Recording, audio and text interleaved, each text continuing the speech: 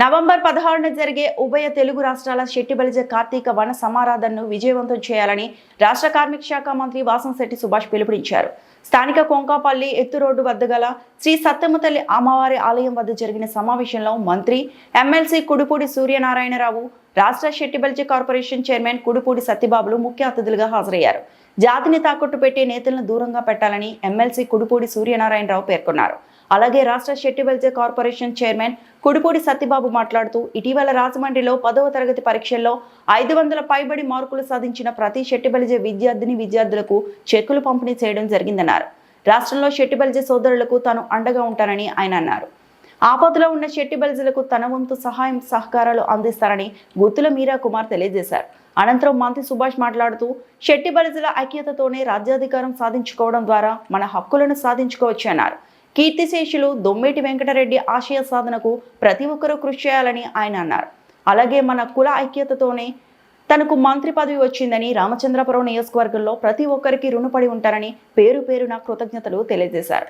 కొంతమంది రాజకీయ స్వార్థపరులు తమ స్వలాభం కోసం తనపై బురద చెల్లే ప్రయత్నం చేస్తున్నారని, వాటన్నిటినీ తిప్పికొడుతున్నానని, వారికి ప్రజలే తగిన గుణపాఠం చెప్తారన్నారు. అలాగే వచ్చే నెలలో తాను ప్రకటించిన ₹1 కోటి ఎస్ఏఎఫ్ నిధికి నగదును త్వరలోనే అందజేస్తామని మంత్రి అన్నారు. మీడియా మిత్రులందరికీ నమస్కారం. ఈరోజు ముఖ్యంగా శెట్టిబలిజ సంఘీయులందరూ కూడా, ఇరు రాష్ట్రాల శెట్టిబలిజ సంఘీయులందరూ కూడా ఇక్కడ సమావేశం అవడం జరిగింది. దాని ముఖ్య ఉద్దేశం, రాబోయే నవంబర్ 16వ తారీఖున శెట్టిబలిజ వనభోజనాలు 3 సంవత్సరాలు జరుపుకోవడం జరిగింది. ఇది 4వ సంవత్సరం. మరి ఈసారి ఎట్టి పరిస్థితుల్లో 2 లక్షలు దాటి మరి సమీకరించాలి ఈ మీటింగ్ అని చెప్పి మేమందరం కూడా ఇక్కడ సమావేశం అవడం జరిగింది. ముఖ్యంగా నాయకులు మాత్రమే ఇక్కడికి రావడం జరిగింది. ఈరోజు రాష్ట్రం నలుమూలల నుంచి, ఇతర రాష్ట్రాల నుంచి కూడా ఈరోజు సుమారు 1500 మంది ఈ మీటింగ్కి అటెండ్ అవ్వడం జరిగింది. ఎంత వర్షం ఉన్నప్పటికీ అందరూ కూడా చాలా క్రమశిక్షణగా ఉన్నారు. గతంలో 70,000, తర్వాత 1,00,000, తర్వాత 1,50,000 మంది మరి వనభోజనాలు ఇదే వేదిక మీద, ఇదే సైట్లో కూడా పెట్టడం జరిగింది. ప్రశాంతమైన వాతావరణంలో వచ్చి ప్రశాంతమైన వాతావరణంలో వెళ్ళటం. దీని ముఖ్య ఉద్దేశం ఒకటే, మేము కలిసి ఉంటాం, మా కులాన్ని మేము ప్రేమిస్తాం, ఇతర కులాలను గౌరవిస్తాం అనే సూత్రాన్ని పాటించాలి.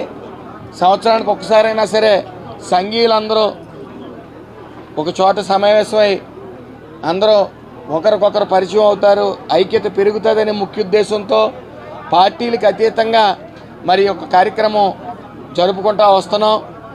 అలాగే ఈసారి కూడా, గతంలో కూడా మహిళలు ఎంతమంది వచ్చారో పురుషులు కూడా అంతమంది వచ్చేవారు. ఈసారి మహిళలు కూడా ఎక్కువ వస్తారని అంచనా వేస్తూ ఉన్నాం. మరి ఈసారి మేము ఊహించిన దానికన్నా మేము మ్యాక్సిమం 1000 మంది వస్తారనుకుంటే సుమారు 1500 నుంచి 2000 మంది ఇక్కడికి రావటం, మరి అందరూ కూడా ఉత్సాహంతో ఉంటాం. మరి రాబోయే నవంబర్ 16న ఖచ్చితంగా ఈ యొక్క శెట్టిబలిజ వన సమారాధన రంగరంగ వైభవంగా జరుగుతుందని, అలాగే ప్రశాంతమైన వాతావరణంలో జరుగుతుందని మరి మేము ఆశిస్తూ ఉన్నాం. దానికి పెద్దలందరూ కూడా పార్టీలు అతీతంగా ఇక్కడికి రావటం జరిగింది. అలాగే ఒక అజెండా లాంటిది కూడా పెద్దలందరూ కూడా ఒక కమిటీ వేసి అజెండా కూడా రూపొందిస్తారని చెప్పి చెప్పడం జరిగింది.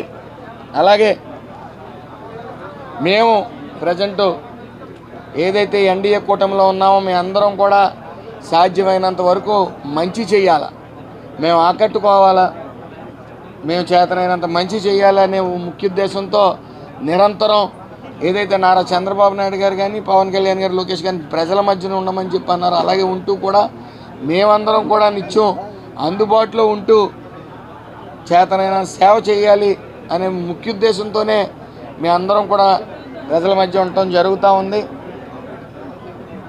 అలాగే ఈ కార్యక్రమం ఏదైతే నవంబర్ 16 ఉందో మరి అందరూ కూడా ఇదే నా పిలుపుగా భావించి మరి 2 లక్షలు దాటి పైబడి ఈ యొక్క శెట్టిబలిజ వన సమారాధన దిగ్విజయంగా నిర్వహించడానికి మీ అందరూ సహకరిస్తారని కోరుకుంటూ, అలాగే ఇక్కడికి వచ్చిన నాయకులందరూ కూడా మరి క్రౌడ్ పుల్లర్స్గానే భావిస్తూ ఉన్నాం.